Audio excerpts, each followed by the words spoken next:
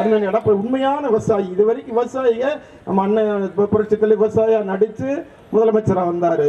அம்மா அவங்களுக்கு உற்ற துணையாக இருந்து முதலமைச்சராக வந்தாங்க.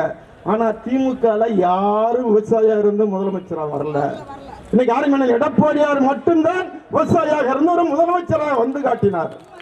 ஆக இந்த நல்ல போராட்ட உரையை தொடர்ந்து நடத்தி கொண்டிருக்கிறார் இந்த தொகுதியின் சட்டப்பேரவை உறுப்பினர் போற்றுதலுக்குரிய இனிய சகோதரர் பெரிய உள்ளான் என்ற செல்வம் அவர்களே, உங்கள் மத்தியிலே உரையாற்றிய நமது அம்மால முதல் பத்திரிகையில தலைமையில முதல்ல கொடுத்தாரு கருங்காலக்குடி ஜப்பார் போன்ற பொறுப்பாளர்கள் வந்திருக்கிறாங்க. அத்தனை பேரும் நான் வந்து சொல்லி அப்படிப்பட்ட சர்புதீன், அப்படிப்பட்ட ஜானவாஸ், அப்படிப்பட்ட அணிச்செயலாளர்கள் பல்வேறு அணிச்செயலாளர் வந்திருக்கிறாங்க. ஜெயலலிதா திறந்து விட்டாங்கல்ல. ஏன் இந்த விடிய அரசு ஸ்டாலினுக்கு அது தோணல?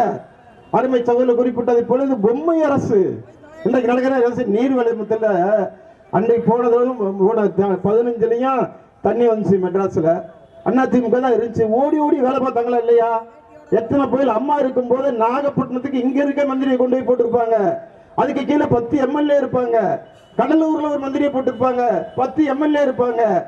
புயல் வரப்போன்னு தெரிஞ்சா ஒரு வாரத்துக்கு முன்னாடி ஐஏஎஸ் அதிகாரியை பூரா போட்டுருவாங்க. அவர் இன்னைக்கு அறிவிச்சு மழை பெஞ்சதுக்கு ஐஏஎஸ் அதிகாரி போட்டா அவர் போய் மலையில தான் எந்த அதிகாரி போய் பார்ப்பாரு? தூய்மை பணியாளர் உட்கார்ந்து இருப்பாரா? அங்க இருக்க ஆர்ஐ உட்கார்ந்து இருப்பாரா? இந்த அரசு நிர்வாகமே தெரியாத அரசு தான் இன்றைக்கு திமுக அரசு.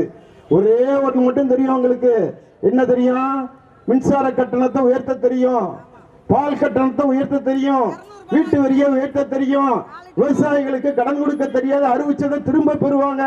பால் மாட்டுக்கு 3 ரூபாய் கொடுக்கறன்னு சொல்லி ஏமாத்துவாங்க.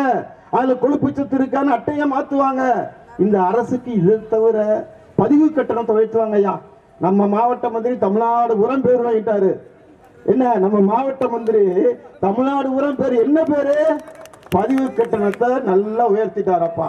30 ரூபா இருந்த சதுரடியை 100 ரூபாய் ஆக்கிட்டாரு. 3 மடங்கு ஆக்கிட்டாரு. ஏக்கர் கணக்கா பிளாட் போடுறவங்க விவசாய நிலத்தை பூரா பிளாட் போட அனுமதி கொடுத்துட்டாரு. என்ன திகட்டியதான் ஜீவ அரசாணை போடுறாரு. நம்ம மாவட்டத்துல 2 அமைச்சர் இருக்காங்க. ஒருத்தர் நகரத்தை பார்க்கிறேன், நகரத்தையும் பார்க்கல. இவர் புறநகரை பார்க்கிறேன், புறநகரையும் பார்க்கல. எந்த மக்களுக்கு எந்த நன்மையும் செய்யல. அது வகையில ஒரு சார்பா பழகி சொல்றாங்க. இந்த விவசாயி சங்கத்துல நாங்க ஒரு உண்மையை கூட சொல்லிடுவோம்யா. மேலூர் தொகுதி மக்கள் மேல இருக்க கோபத்தினாலதான் அவர் தண்ணி திறக்கலைன்றாங்க.